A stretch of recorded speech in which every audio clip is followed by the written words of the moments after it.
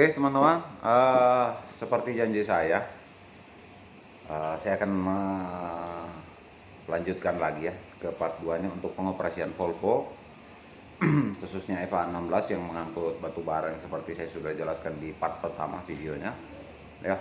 Di sini akan saya jelaskan tentang bagaimana cara mengoperasikannya ya, sebelumnya tentang pengecekannya sebelum unit dioperasikan, dan ini saya review tentang, saya jelaskan sedikit ya tentang isi kabinnya seperti apa dan bagaimana cara mengoperasikannya. Menurut saya ya, pemula yang punya basic mengoperasikan unit-unit kecil pun kalau sudah paham ya dengan unit kecil ya, saya rasa kalau mau terus belajar pasti bisa untuk mengoperasikan ini. Oke, terima kasih teman-teman. Jangan lupa ya like, comment, dan subscribe-nya untuk membangun channel ini biar saya bisa lanjut untuk membahas unit-unit lain yang khususnya yang bekerja di pertambangan ataupun di bidang konstruksi.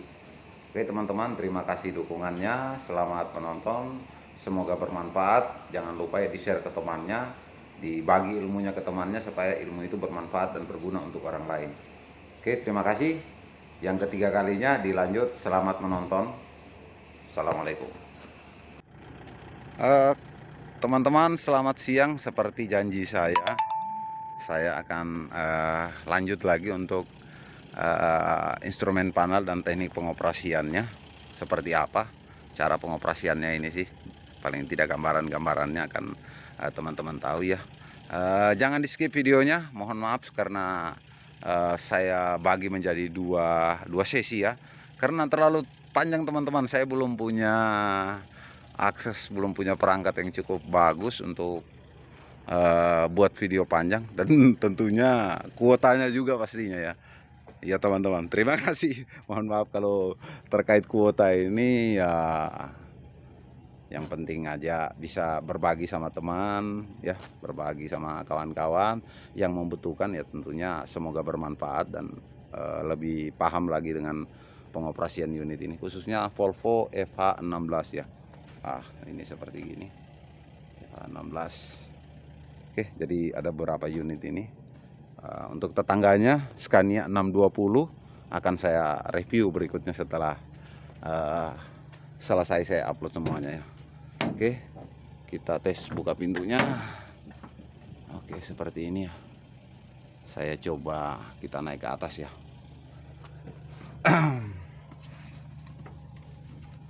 Kita coba naik ke atas seperti apa ini. Oh, panas sekali. Oke, kira-kira tampak kabinnya teman-teman seperti gini ya, sisi bagian dalam. Dan ini kasur untuk istirahat operator ya, jadi luas sekali di belakang untuk rekan-rekan operator atau driver istirahat saat jam istirahat untuk mengurangi fatigue mereka. Jadi begitu jam kerja sudah fresh kembali. Oke, saya mulai dari mana ya untuk penjelasannya? Oke, saya mulai dari steering ya teman-teman. Oke, saya tambah panjang lebar ini. Saya mulai dari steering. Jadi ini unit ini bekerja dengan sistem transmisi OptiCruise ya. OptiCruise itu bisa dioperasikan secara manual ya, karena dasarnya transmisinya manual, dan dioperasikan secara otomatis bisa juga ya. Contoh handle-nya seperti gini ya, bisa lihat ya. Oke, seperti gini, jadi terdapat di samping kursi kita ya. Enak sekali ya teman-teman ya. Oke, nanti saya jelaskan satu persatu. Mudah-mudahan bisa teman-teman pahami ya, teman-teman bisa mengerti bahasa saya yang sangat sederhana, tapi ya jangan di skip videonya, bisa paham ya teman-teman ya. Oke, dilanjut. Kemudian untuk menyetel steering ya, ini terdapat handle kecil ini di kaki saya. Jadi ini kita tekan full, ini steering dapat kita gerakkan naik dan turun ya. Oke, setelah itu handle di bawah yang ini di kaki saya, ini deselator gas atau deselator untuk menaikkan RPM ya. Di sebelahnya ini terdapat service brake ya, ini atau rem kaki service brake di frame upper. Kemudian di sebelahnya ya, sementara kosong teman-teman, plong, tidak ada apa-apa ya, karena ini sudah menggunakan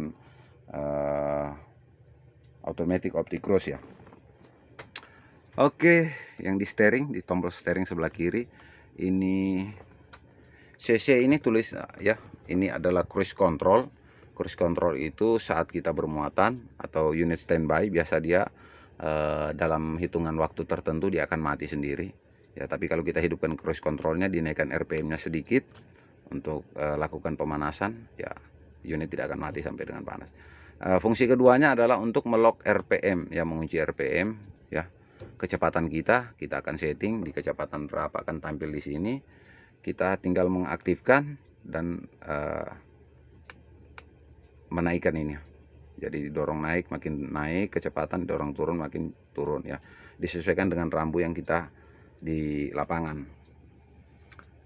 Kita lanjut lagi, kemudian ini angka 0 ini untuk, oh iya lupa saya jelaskan ya, bahwa syarat menghidupkan ini ya, dia bisa aktif kalau saat berjalan itu di kecepatan minimal itu 30 km per jam, antara 30 sampai 35 km per jam baru bisa kita aktifkan. Artinya digunakan saat jalan yang lurus yang baik ya tentunya. Kalau jalan yang kita bolong-bolong yang tidak rata ya, sebaiknya gunakan deselerator manual aja ya, pedal gas dulu. Oke, kemudian ini mengurangi kelelahan operator sebenarnya. Jadi kecepatan berapa yang kita lock, di kecepatan yang kita inginkan ya, tinggal diposisikan di kecepatan itu, dia akan berjalan sesuai kecepatan yang kita tentukan ya. Oke teman-teman ya, pastinya disesuaikan juga dengan medannya ya. Medan kerjanya yang sudah rata, datar, baru diaktifkan ini cruise control ya. Kemudian angka 0 ini adalah untuk mematikan cruise control. Jadi kalau tidak digunakan ya monggo dimatikan aja, ditekan. Terus angka panah yang memutar ini adalah apa namanya, untuk mengembalikan settingan terakhir yang kita setting. Misalnya settingan terakhir yang cruise control kita gunakan 40 ya, cukup menekan cruise control, kemudian menekan tombol tanda panah ini, dia akan kembali ke settingan terakhir yang Bapak gunakan tadi. Oke, kemudian ini tombol telepon ya, mematikan menerima telepon. Ini terkoneksi sama perangkat audio ini ya. Jadi di layar sini nanti akan tampil, bisa kita koneksikan bluetoothnya dengan handphone kita ya, makanya ada tulisan phone, bisa audio. Tinggal kita pilih nanti settingan di situ. Dan teman-teman yang sudah menggunakan HP yang versi Android, menurut saya sudah paham dengan ini. Jadi tinggal cara mengoneksikannya aja. Bluetooth itu seperti apa sih ya, seperti gitulah teman-teman. Kemudian di sini terdapat jack audio aux in, jadi suara lagu menggunakan kabel kita bisa masukkan ke sini. Kemudian di sini USB menggunakan flash disk, kalau mau mutar audionya silakan, bisa juga. Oke, kemudian panel di sebelah kiri ini adalah kontrol layar ya, kontrol layar. Dan ini bisa kita volume musik. Jadi operator itu tidak perlu lagi memindah tangannya untuk putar-putar volume di sini, cukup hanya dengan menekan tombol ini, kecil dan besar, volume musik atau volume audio akan bertambah ya. Kemudian di sini adalah pilih option menu layar ya, menu layar. Jadi terdapat ada dua layar di sini, satu dan yang lebih besar lagi di sebelah sini. Jadi ini untuk tombol yang ini untuk mengalihkannya ke layar besar atau ke layar kecil. Oke. Kemudian di sini ada ya, jadi menekan tombol ini ya, tengah ini bisa kita lihat ya. Ini kita tekan, kemudian ini adalah tombol menu untuk memilih ya, ke kiri atau ke kanan, ini ke atas atau ke bawah ya. Kemudian dengan menekan lagi itu untuk tombol untuk oke, memilih. Terus tombol untuk kembali mana? Oh ini tombol kembali, escape. Jadi semua yang ada di dalam bisa kita lihat, mulai dari HM, tekanan oli, tekanan banyak ya, tekanan oli, suhu mesin sekarang, suhu di ruangan bisa kita lihat. Di luar ruangan dia akan tampilkan di layar ini semuanya. Ya, kalau teman-teman pingin tahu lagi mungkin lebih jelasnya, silakan nanti komentar, nanti bisa Insya Allah akan saya jawab ya. Saya ada waktu akan saya jawab dengan jelas ya, sampai dengan teman-teman mungkin bisa paham, bisa mengerti ya. Intinya kita di sini sama-sama belajar ya teman-teman. Saya hanya memberikan edukasi yang tidak seberapa ya, mudah-mudahan bermanfaat lah untuk teman-teman. Kemudian di sini terdapat ya 20, 30, 40, 60 itu adalah speed ya, speedometer untuk mengukur kecepatan gerak unit ya. Berapa kecepatan kita saat ini akan dia sampaikan. Karena unit ini tidak bergerak makanya kecepatannya 0.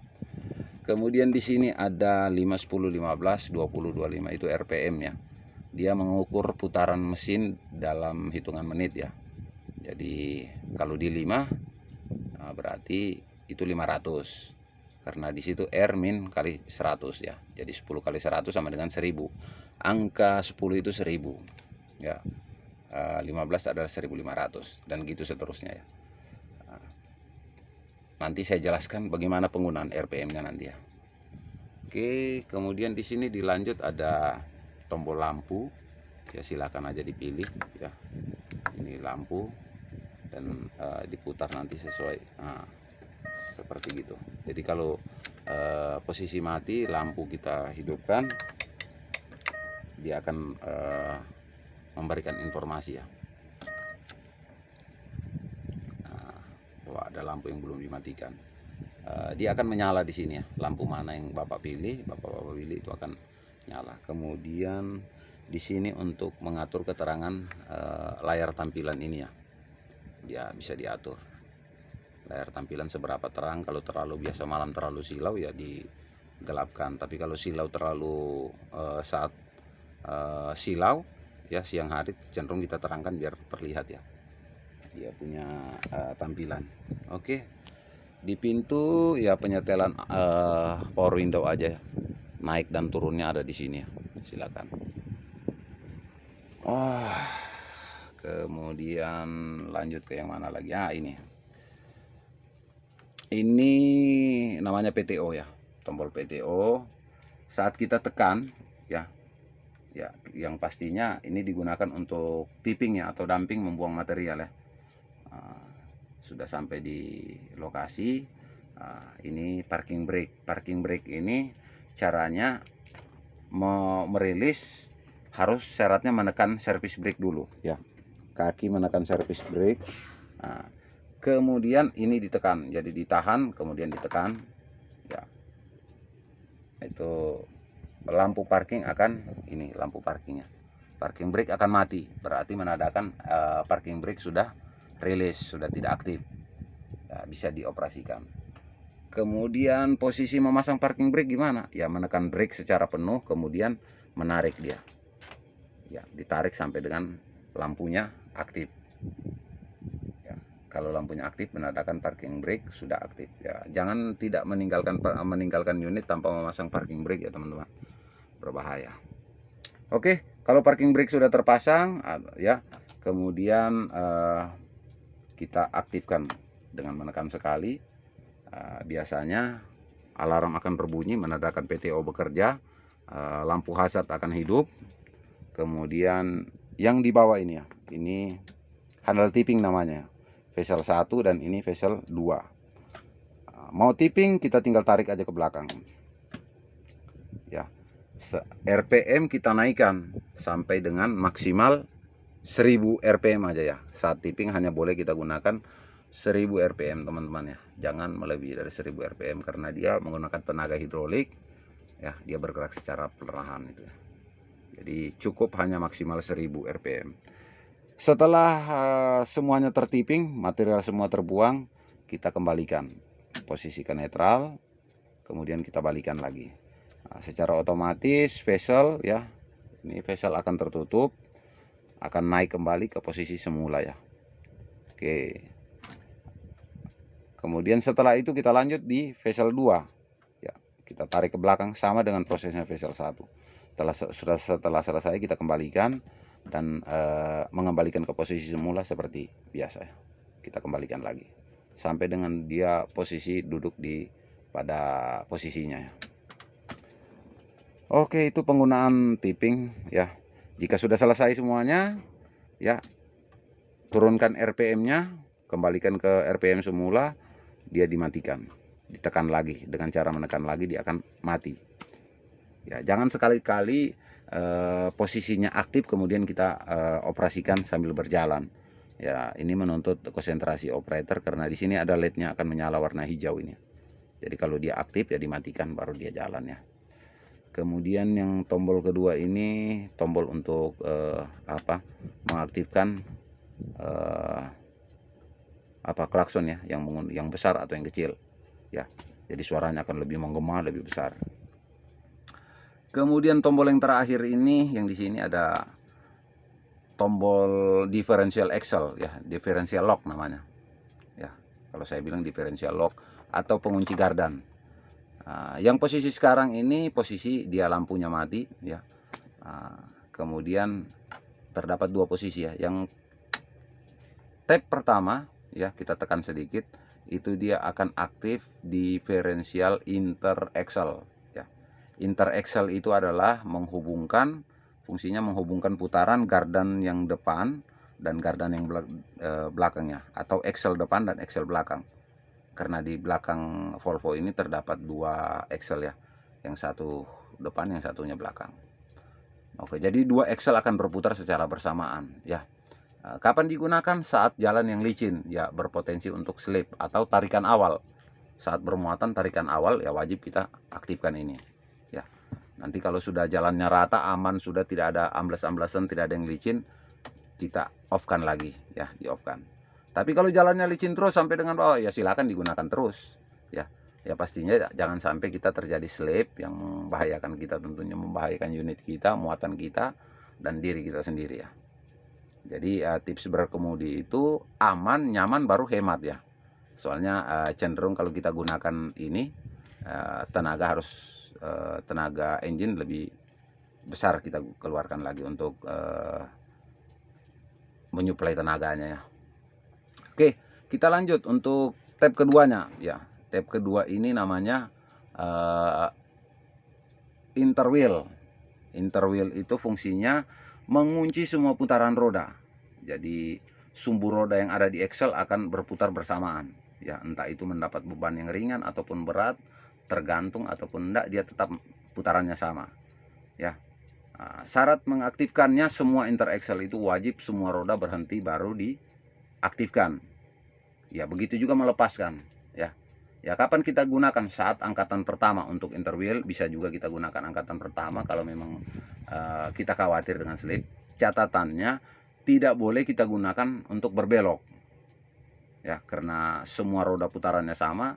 Jika kita paksakan berbelok ya akan ada resiko kerusakan pada diferensial atau pada final drive ya, di ujung putaran itu, putaran akhir ya, pembagi putaran akhir biasa beresiko di situ akan ada keausan dan kerusakan ya. Mungkin itu diingat teman-teman ya. Kemudian handle di steering yang sebelah kiri ini terdapat lampu ya, settingan lampu silakan. Kemudian rating kiri, rating kanan ya. Rating kiri, rating kanan, ngedim ada di sini ya, sama pada umumnya. Kemudian di sini ya, yang kedua ya. Iya, ada dua handle di sini ya, kita lihat. Ini handle 1 dan ini handle 2 ya. Dari atas kayaknya terbaca. Oke, handle satunya ini yang paling bawah ini wiper ya. Wiper ya silakan aja diaktifkan sesuai yang diinginkan ya. Airnya silakan juga disesuaikan penyemprotannya. Pada mobil pada umumnya sama ya. Yang membedakan di sini ada kode ya. Logonya di sini ada logo retarder dan di sini parking brake ya. Di sini retardernya dan engine brake bekerja bersamaan ya. Kemudian ada modenya, mode manual dan mode aux-nya. Ya cenderung teman-teman itu ya menggunakan yang manual ya. Silakan ya, tapi tergantung opsi masing-masing dan keahlian masing-masing. Saat kita tekan 1, arahkan ke 1 ya. Ini terdapat 3 tab ya. 1 2 3 ya. Jadi kekuatannya gimana? Ya kekuatannya ya begini tidak aktif, begini aux-nya, kemudian yang begini tidak aktif. Yang 1 2 ya. Ya ada di sini ya. Saat kita berjalan ya sebaiknya selalu digunakan ini ya. ini adalah pengereman paling awal dalam susunan teknik pengereman. Artinya kita selalu mengaktifkan ini untuk menghemat penggunaan service brake. Jadi pengereman yang pertama itu kita gunakan adalah retarder, ya. Retarder brake dan engine brake akan bekerja bersamaan. Jadi saat Bapak posisikan dia itu, Bapak rilis gas, ya, mengangkat ini ya, mengangkat kaki kita atau melepas gas, ya. Retarder dan exhaust brake akan bekerja, retarder dan engine brake akan bekerja bersamaan untuk memberikan pengereman pada frame over, ya. Ya, trailer belum termasuk, hanya frame over. Ya, dia kurangi kecepatannya. Dan jika masih berkurang menurut kita masih bisa gunakan trailer brake ini, ya. Trailer brake bagaimana menggunakannya? Ya, dengan mengangkat ini, ya. Diangkat handle-nya ke atas seperti gini, teman. Nah, di sini terdapat 2 tab. Satu tab pertama kuat dan satu tab kedua lebih kuat lagi. Nah, cuman ada syaratnya di sini. Untuk tab keduanya jangan ditahan lama-lama. Jangan menahan sampai lebih dari 3-5 detik, ya. Dia akan parking. Jadi kalau mau parking trailer, ya ditahan aja lama-lama, akan timbul di layar nanti parking trailer. Makanya kalau untuk menggunakan ini hati-hati, ya. Kalau saran saya menggunakan satu aja, ya, satu tab. Kalau memang emergensi, memang membahayakan, sudah silakan 2 aja, ya. Tapi jangan lama-lama, ya teman-teman, ya. Jadi ini retarder, pengaturan retarder ada 3, ya. Semakin tinggi maka semakin kuat juga pengeremannya. Oke teman-teman, ya. Service brake ada di kaki, ya. Ya, yang ini ya di kaki. Jadi susunan pengeremannya ini pada unit trailer seperti ini menggunakan dulu retarder brake dan engine brake. Setelah itu digunakan baru menggunakan rem trailer, ya, untuk menahan laju trailer, ya. Jika kita merasa kurang lagi baru menggunakan ini service brake, ya, rem kaki. Jadi rem kaki adalah opsi terakhir, ya, opsi terakhir untuk kita gunakan. Jangan langsung menggunakan service brake, ya, kita akan terlipat ditekan sama bebannya. Oke, kita lanjut ke monitor, ya. Kayaknya masih ada yang kurang, ya. Ini ada air conditioner, ya. Tinggal diputar aja, ya, blowernya disesuaikan kekencangannya. Dan ini arah semburannya kemana. Kemudian di sini pengatur suhunya, ada warna biru sama merah, ya. Semakin ke sini semakin dingin, ya. Tinggal diaktifkan aja, dengan menekan tombol akan aktif lampu LED-nya. Oke, kira-kira demikian. Kemudian di sini terdapat radio komunikasi, ya, lakukan sebuah komunikasi 2 arah, ya. Dimanapun Bapak berada, posisikan tempat Bapak bekerja, ya.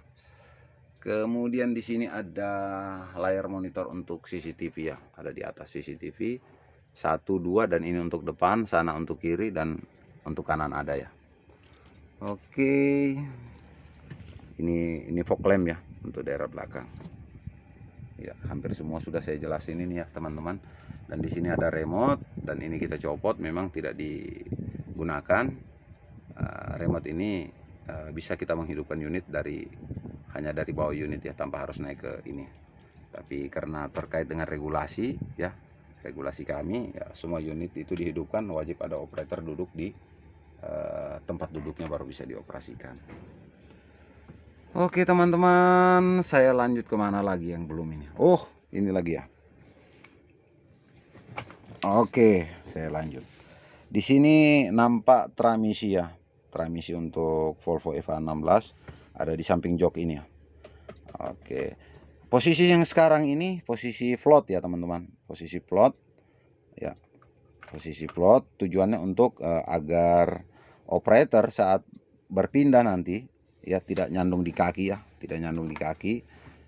Karena kalau posisinya berdiri kemungkinan nyandung di kaki menyulitkan operator. Jadi saat istirahat cenderung operator memposisikan seperti ini, posisi float, ya, posisi float ke bawah.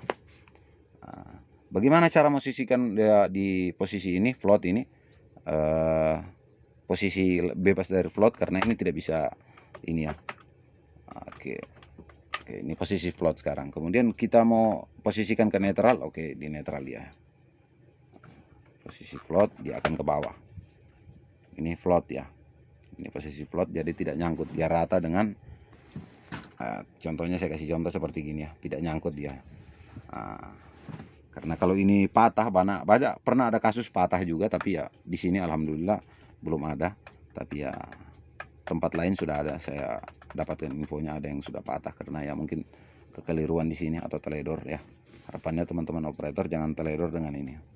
Oke, ini posisi float. Posisi caranya melepas, menekan dan ditarik naik ya, sisi atasnya ditekan dan ditarik naik, posisikan dia ke netral. Dan mau posisikan ke float lagi, tekan dan baringkan ya, paham ya teman-teman? Oke, kemudian ini posisi netral ya, ke posisi otomatis. A itu adalah otomatis ya, dan M itu adalah manual. Oke, kita posisikan. Oke, ini A adalah otomatis ya, mungkin saya on kontaknya dulu ya, biar sekaligus saya jelaskan, nanti kepanjangan lagi videonya. Iya, oke. Di sini ya, dalam beberapa detik komputer akan membaca bahwa mengecekkan instrumen panel ya, teman-teman. Oke, sudah terbaca di sini ya. Kita kembali ke transmisi. Posisi netral di layar pun menampilkan netral ya. Jadi di sini netral. Oke, kemudian posisi otomatis ya. Saya menekan tombol bagian depan yang tidak terlihat ini, bagian depan ditekan, kemudian ke posisi otomatis. Di layar juga pasti menunjukkan huruf A ya, yang ini ya. Berarti otomatis posisi sekarang. Kemudian posisi manual ditekan lagi dan diposisikan ke manual. Di layar juga seperti demikian posisi manual. Oke, di posisi manual ya, tarikan awal, semua tarikan awal itu kita setting di CL, artinya crawler low. Baru tahap keduanya crawler high, baru ke masuk gear 1. Jadi ya, crawlernya ada 2, gear C-nya ada 2. CL sama CH. Kemudian kita masuk ke, kita gunakan untuk tarikan awal itu gear yang paling rendah sekali ya, teman-teman. Oke, ini manual dan otomatis. Terus mau menaikkan gearnya gimana? Ya, di sini ada tombol sebelah ini. Ini untuk menurunkan dan ini untuk menaikkan. Ya, teman-teman kalau yang masih menggunakan manual ya jangan bingung. RPM cukup ditahan aja ya. Ditahan aja, ditahan saja dengan tanpa harus ngangkat-ngangkat gas lagi ya. Ditahan aja gasnya, kemudian silakan dipencet mau dikurangi mau ditambahkan. Ya, itu sistemnya komputerisasi akan mengatur sendiri ya. Kemudian di sini ada tulisan E dan P. Ini adalah mode kerja. E itu adalah mode ekonomis dan P itu digunakan mode power.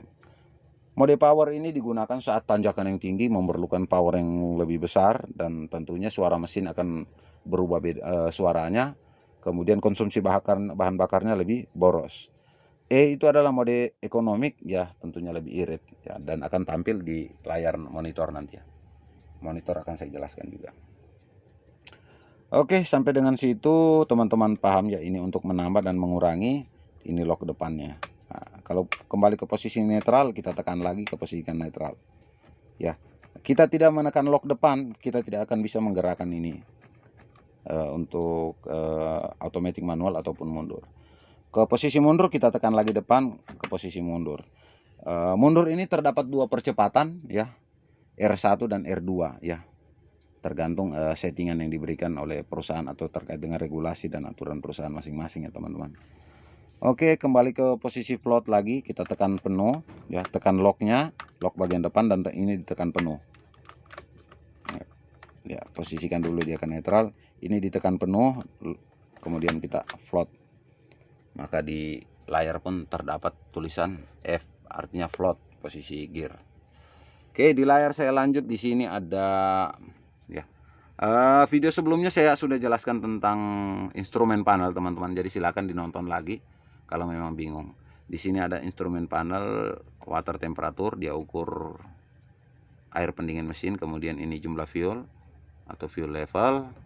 Kemudian mungkin bisa dilihat ya, ada warna hijau ya, nampak ya teman-teman di layar. Maaf ini. Oke, Jadi batas penggunaan RPM kita itu ada di zona hijau ini ya. Sebaiknya itu idealnya untuk kita gunakan. Bukan berarti tidak boleh lebih, ya cuma jangan berlebihan juga ya. Cuman idealnya itu untuk Volvo ini lumayan sekali tenaganya ya. Untuk irit bahan bakar kita gunakan RPM antara 10 dan 15. Kapan kita tambah gear sudah RPM atau jarum menunjukkan di angka 15 atau hampir menyentuh 15 kita akan tambahkan ya. Atau sudah melewati 15 kita tambahkan. Sebaiknya acuan kita di hijau ini aja, zona hijau ini. Kemudian kapan kita harus mengurangi? Bila RPM sudah mendekati titik 10 ya, sebaiknya 12 sudah bergerak di menyentuh angka 11 ya, satu garis di atas atau dua garis sebelumnya kita tambahkan, tergantung kondisi lapangan masing-masingnya. Jangan sekali-sekali mengoperasikan sampai melebihi dari 2200 ya, itu resikonya kerusakan mesin sudah ya, boros bahan bakar ya. Ya sebaiknya di zona hitam ya, di sini adalah zona hitam 15 sampai 20 itu tingkat pengereman untuk engine brake dan retarder, exhaust brake yang paling bagus ya. Kuat sekali dia di situ. Oke, yang di sebelah sini ada stay, parket, pressure, brake pressure low yang menandakan bahwa tekanan angin kita atau jumlah angin di dalam tangki udara pengereman itu masih belum cukup kita untuk operasikan atau tidak aman untuk dioperasikan, makanya berwarnanya merah. Sebaiknya jumlah udara itu harus di warna biru ya, di antara, waduh buram juga ini, antara 8 ke atas ya, pressernya antara 8 sampai dengan 13 ya. Kalau over juga tidak bagus, beresiko akan tangki akan atau hose yang tidak tahan ya. Jadi ada dibatasi, itu pressernya, fungsinya air dryer tadi ya. Oke, ini logo parking brake dan ini seat belt, dan ini suruh stop dicek karena apa ya, pintu kita masih terbuka teman-teman ya. Jadi kalau pintu tidak rapat dia akan berikan informasi stop. Kemudian di sini kita lihat ada beberapa informasi nanti di sini ya, di bawah sini akan tampil terkait dengan pengoperasian ini ya, interwheel interaxle ya. Contohnya saya operasikan begini ya, ini saya matikan, tekan matikan teman-teman ya. Saya tekan mati untuk interwheelnya ya, differential locknya saya tekan mati habis, maka di layar juga akan mati. Jika saya tekan hidup sekali, dia akan aktif juga ya. Oke teman-teman ya, pastikan semua lampu jika mematikan ini masih aktif, sebaiknya lakukan bergerak mundur dulu sedikit ya untuk melepaskan ya. Selama lampu masih aktif, biarpun saklar kita sudah ke take off, posisi off, ini posisi off, tapi terkadang layar masih tampil, itu berarti dia masih aktif ya.